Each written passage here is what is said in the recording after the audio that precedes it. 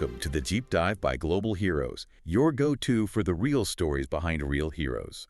Get more inspiring content in your inbox with our newsletter, and be sure to follow along on social media. Welcome to the Deep Dive. Today we're jumping straight into the work of Sacred Fire Productions, SFP. Yeah, an organization that's, well, it's really building bridges, isn't it, between Indigenous artists and the wider world. Exactly. And it's not just about showcasing art. We want to unpack their philosophy, their impact, and how they're using art for cultural understanding and economic reconciliation, which is key. Absolutely, and starts with something deep. Elder Wendy Phillips from Wasauksing First Nation talks about fire being sacred, representing spirit for many Indigenous nations. That's powerful. It is.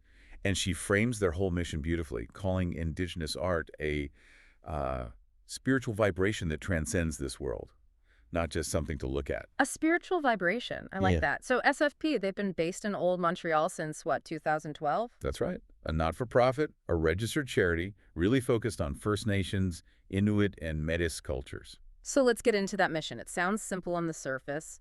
Bring Indigenous art and voices forward. Foster dialogue, understanding. Right, but it's that's interesting. They see artists as cultural leaders, not just creators, but leaders. That's a significant framing. It connects culture directly to leadership. It does. And it tackles that link between, cultural recognition and the socioeconomic challenges many communities face. It's all built on their core values: integrity, resilience, respect. So the art isn't static. It's presented as, what was the phrase? A living expression. Yeah, a living expression of history, identity, and resilience. It carries that weight, that spirit Elder Phillips mentioned.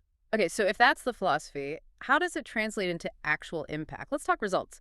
That Frank Polson piece, 13 Grandmother Moons, seems like a huge example. Oh, absolutely huge. It's rooted in Anishinaabe teachings, a really significant work, and SFP really championed it. And the big news is its acquisition, right? Yes, by the Canadian Museum of History in Gatineau. Think about that. It's not just a sale. It's embedding those Anishinaabe teachings within a national institution permanently. So future generations will encounter this knowledge, these stories in that national context. That's legacy building. Exactly.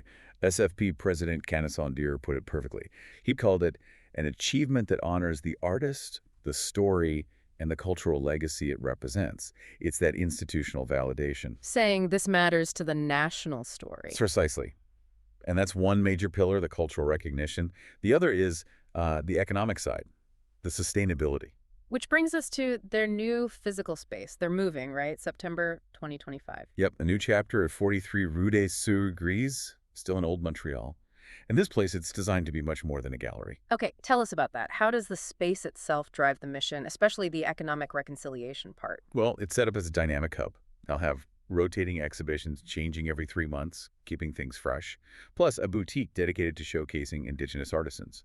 Direct support. So continuous visibility and sales opportunities. Right. But here's the really strategic part. The space itself is available year-round for corporate gatherings, receptions, conferences. So businesses booking the space are directly investing in SFP's mission. Exactly. It creates this integrated stream of revenue. You host an event, you're participating in economic reconciliation, it connects commerce and culture directly. That is smart. A practical engine, like you said. Are they still doing public-facing events, too? Oh, yeah. They have the annual Skinandco.wa Peace Days every September 21st. They open the doors, welcome the public for workshops, keep that community connection strong. It all seems to tie back to this idea of unity, of connection. It really does.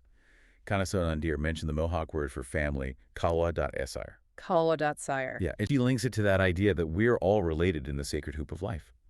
SFP's work is about making those connections real, visible, and importantly, sustainable, keeping that fire, that spirit, alive through action. So when you step back, the SFP model feels replicable. Maybe. It's not just about grants. They've built an ecosystem where cultural value drives actual revenue. It's definitely a compelling model, blending that corporate engagement with deep cultural work and institutional recognition. It really makes you think, doesn't it? How vital are platforms like SFP for ensuring these cultural legacies aren't just preserved in archives, but are lived, experienced, and crucially funded for the future? It shows art as both deeply spiritual and incredibly pragmatic. A Hmm. powerful combination. Absolutely. For anyone listening who wants to learn more or support their work, you can find everything at sacredfireproductions.ca. Definitely worth checking out. Go take a look. Thanks for joining us on the deep dive.